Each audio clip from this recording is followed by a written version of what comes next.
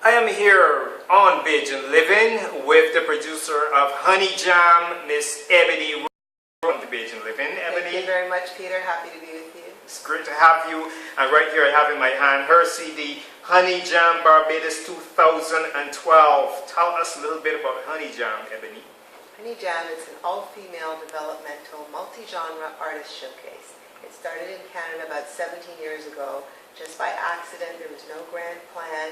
It was supposed to be a one-off wrap party for a magazine that I edited.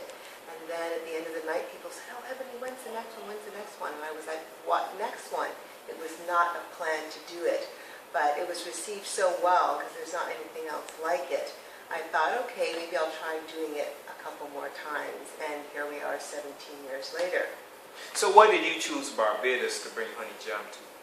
Barbados is the motherland for me and for my family. I went to Queen's College here in Merivale. Both my parents are from St. George. And because I hate the winters in Canada, I spend a lot of time here during the winter. And